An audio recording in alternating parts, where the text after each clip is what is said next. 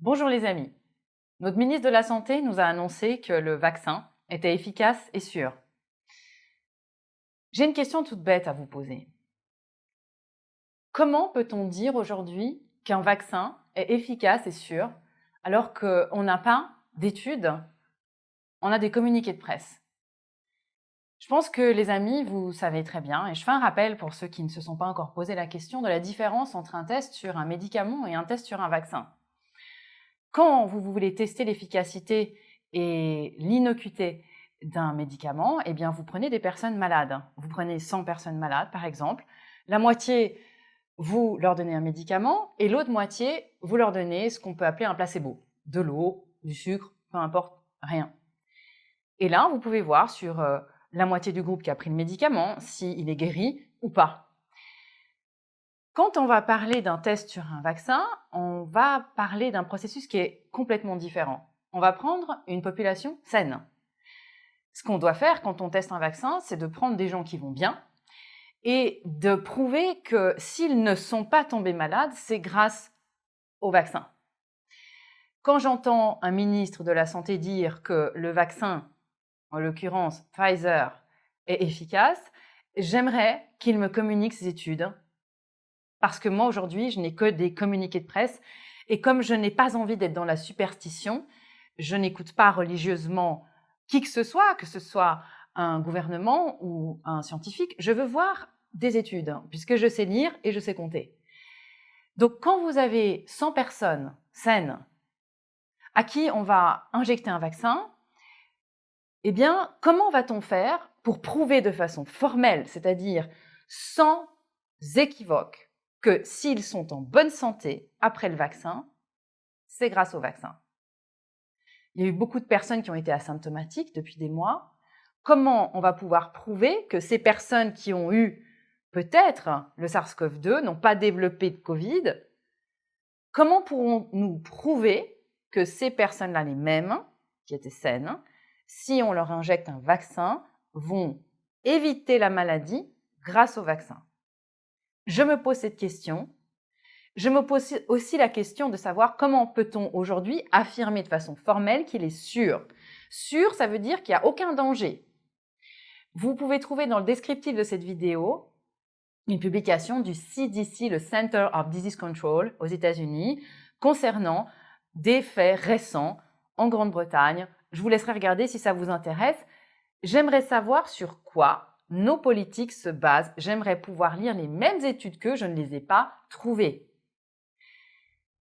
Je rappelle aussi, parce qu'on a cette sacrée tendance, être humain, à oublier. Comment se fait-il que nous avons fermé les écoles pendant 2 mois au printemps et qu'après, on nous dise que les écoles n'ont pas été fermées pour des raisons épidémiologiques, mais pour faire comprendre? Une des décisions polémiques, c'était les écoles, la fermeture des écoles.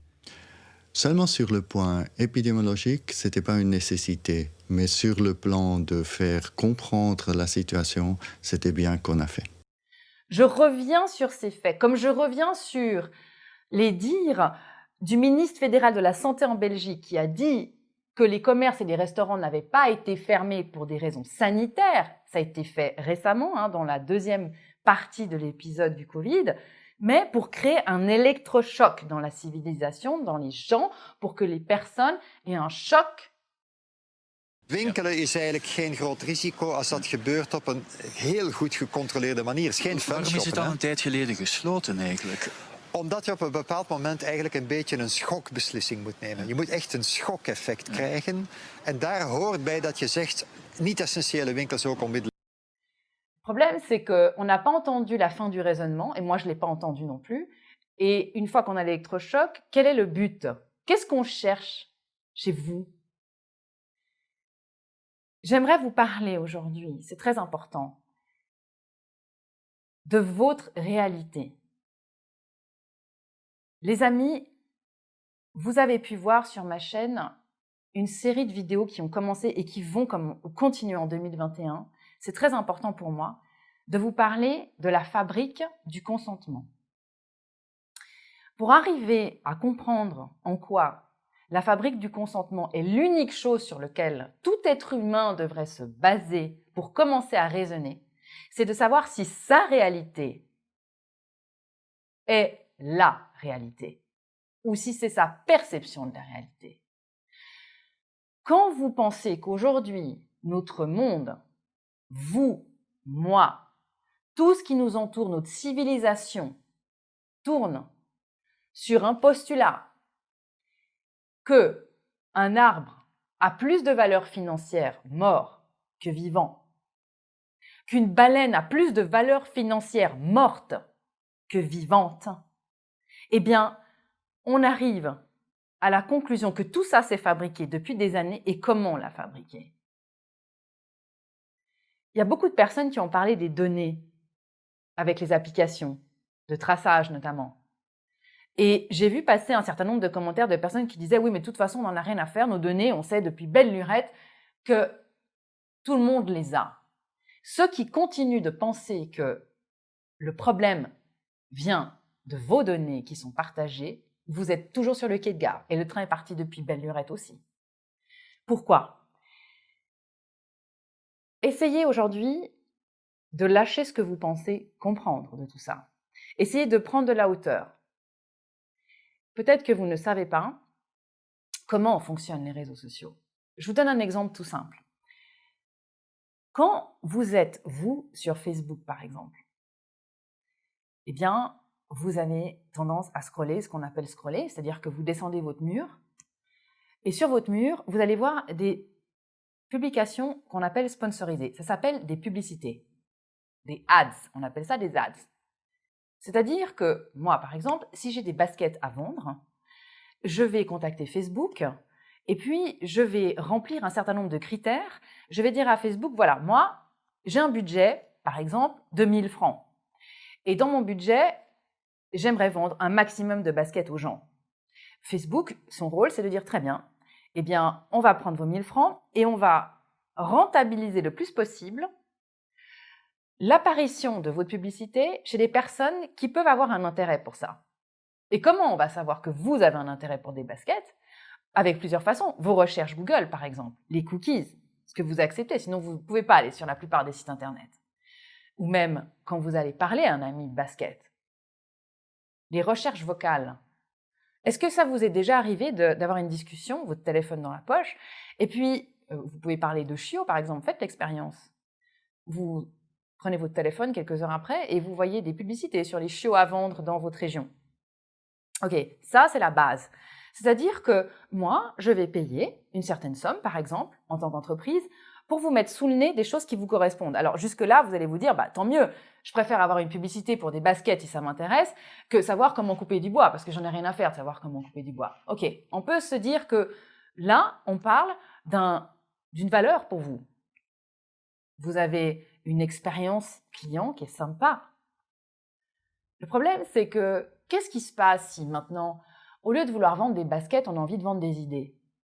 Qu'est-ce qui se passe si le budget n'est pas de 1000 francs, pas de 10 000, pas de 100 000, mais tout d'un coup, j'ai 1 million de budget. Et je me dis, tiens, ça serait quand même sympa si je pouvais mettre dans votre fil d'actualité un certain nombre de messages subliminaux qui feraient que peut-être vous allez penser à certaines idées qui ne vous seraient pas venues comme ça en tête, ou éventuellement, on pourrait imaginer que, à force de voir certains messages, vous allez les intégrer comme étant la réalité.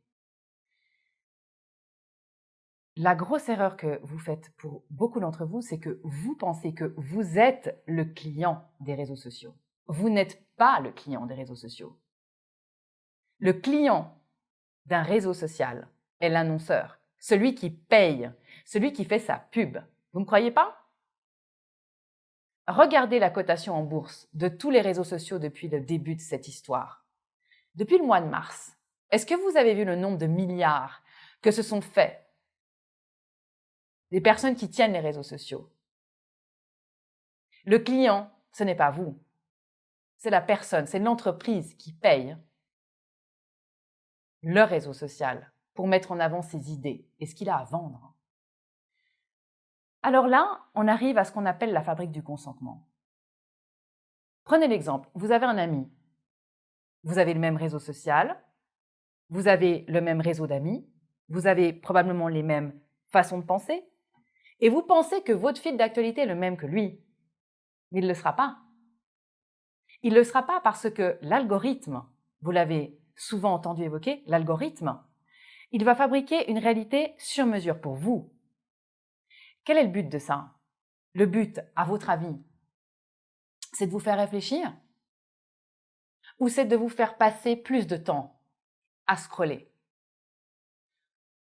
Quand vous aurez compris que, peu importe les idées, un réseau social, Google ne sait pas ce qui est vrai, ne sait pas ce qui est faux. Son but, c'est pas ça. Et même s'il avait envie, il ne pourrait pas. Leur but, c'est que vous passiez le plus de temps possible à utiliser ce qu'on peut considérer comme des outils, même si je ne suis pas d'accord avec ça, parce qu'un outil, il attend patiemment que vous ayez l'utilisé. Un outil, un marteau, vous les bricolez, vous avez une trousse à outils. Ils attendent patiemment que vous alliez les chercher pour les utiliser. Ce qui se passe là, les amis, c'est qu'on n'est pas à armes égales. Vous êtes le produit. La perception de votre réalité vous sépare du monde. Regardez ce qui se passe depuis des mois. Ça marche magnifiquement bien. Vous êtes en guerre avec votre famille, vous êtes en guerre avec vos amis, vous êtes en guerre avec votre patron, avec vos collègues de travail. Pourquoi? Parce que le temps que vous passez à vous conforter dans votre réalité et à vous casser sur la tête avec l'autre en face qui ne pense pas comme vous, c'est le temps que vous passez à vous séparer, à vous diviser les uns des autres. Votre valeur aujourd'hui, c'est pas ce que vous allez faire dans votre travail. Ils n'ont rien à faire de ça. Tout le monde est en train de se casser dessus, en train de se dire « Toi, tu es pour les vaccins. Toi, tu es contre les vaccins. Toi, tu penses que les tests PCR marchent. Toi, tu penses qu'ils ne marchent pas. Toi, tu es de droite. Toi, tu es de gauche. Toi, tu es pour Trump. Non, moi, je suis pour Biden. » Mais à force de vous traiter tous de connards, vous avez perdu une chose, les amis, de vue. C'est que le but, il est atteint. Vous êtes divisés, vous êtes séparés. Et vous êtes surtout en train de donner votre temps aux réseaux sociaux, à scroller, à commenter.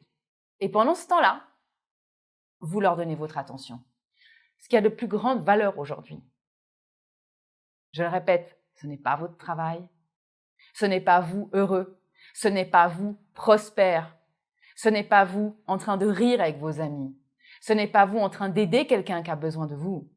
C'est vous, assis sur votre canapé, à donner votre temps et votre attention à ceux qui vous dirigent.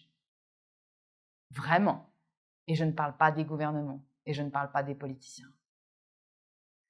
Prenez conscience de ça. Je vous mettrai, vous pouvez trouver dans le descriptif de cette vidéo. Et pour cette fois, je vous propose d'aller voir Netflix. Une fois n'est pas coutume, les amis, allez voir The Social Dilemma, où vous pouvez aussi le traduire par Derrière nos écrans de fumée sur Netflix. Vous pourrez voir, pour comprendre déjà, commencer le chemin, de comprendre comment ça se fait qu'aujourd'hui, plus que jamais, on assiste à la division des peuples. Le but n'est pas de chercher la vérité pour ces réseaux. Cette petite bulle qu'on appelle Internet, dans laquelle on a tout mis qui est là, avec les réseaux sociaux dedans. Le but de ça n'est pas de chercher la vérité. Le but de ça est que vous restiez dedans, sans être conscient que vous êtes dans un monde virtuel dans lequel le but n'est pas la vérité, mais de vous conforter dans quelque chose qui va faire que vous restiez, que vous le vouliez ou non, parce qu'on sait comment votre cerveau fonctionne, pour que vous donniez ce qu'il y a de plus cher au monde, votre attention. Je vous invite donc à prendre du recul et à vous méfier des personnes qui vous disent que si vous doutez, vous êtes paranoïaque. Si vous doutez du vaccin, vous êtes paranoïaque. Les amis, quand vous allez acheter une voiture, si le vendeur de voiture vous dit que la voiture est efficace à 100%, qu'elle ne va jamais planter, il n'y aura jamais de souci technique. elle est sûre. Il peut y avoir du verglas sur la route, pas de problème. Avec cette voiture, vous êtes safe. Avec cette voiture, vous n'aurez jamais aucun souci. Vous sortez du garage. Vous avez acheté la voiture. Vous avez fait une confiance aveugle au vendeur de voiture. Votre groupe d'amis, votre famille, ceux qui vous aiment, est-ce que vous pensez qu'ils vont vous dire « Bravo, t'as bien fait », il faut écouter les vendeurs de voitures. Ou est-ce que vous pensez qu'ils vont vous dire « Non mais, t'es naïf ou quoi ?» Depuis quand on croit les vendeurs de voitures? Ils sont là pour vendre leur voiture, ils ne vont pas te dire qu'il y a des problèmes. Ils ne vont pas te dire qu'effectivement, on s'est rendu compte qu'il y a des marques de voitures qui ne tiennent pas très bien sur la glace, même si les vendeurs disaient que c'était génial. Qui est dans la superstition là? Celui qui achète la voiture parce que le vendeur de voiture lui certifie qu'elle fonctionne, qu'elle est efficace et sûre? Ou celui qui remet peut-être juste en question la légitimité de la parole de celui qui vend la voiture tout simplement parce qu'il a intérêt à la vendre? Je vous invite à sortir de la superstition et surtout à sortir de ce que j'appelais, il y a quelques mois en arrière, vous m'avez connu avec un bonnet sur la tête, un bonnet noir, où je vous disais, les amis, sortez de votre confort. Quand je vous disais sortez de votre confort, je faisais référence à ce que vous avez pu découvrir récemment dans une vidéo sur la fabrique du consentement, la pyramide de Maslow, avec des besoins fondamentaux d'être humain, dont la reconnaissance, faire partie d'un groupe. Si vous pensez encore qu'il faut attendre qu'on arrête de vous traiter de complotiste pour assumer vos remises en question, vous êtes cuit. Par contre, si vous arrivez à vous lever, prendre votre courage à deux mains, pas celui d'aller tout casser, juste celui de vous dire « j'ai le droit et je m'autorise à poser des questions ». Parce que je ne suis pas dans la superstition et parce que j'ai besoin de faits pour me faire une opinion dans le calme. Je vous invite vraiment à partager, à vous abonner à ma chaîne, à vous abonner à ma newsletter. Vous avez toutes les informations dans le lien de cette vidéo. Vous allez découvrir des vidéos sur la fabrique de l'information, sur la fabrique du consentement, sur la fabrique aussi de l'histoire, sur la fabrique de la science et surtout sur comment on monétise ce que vous avez de plus cher à donner, votre attention et le temps de votre vie que vous êtes prêt à donner à ce qu'on appelle Internet. À très vite les amis.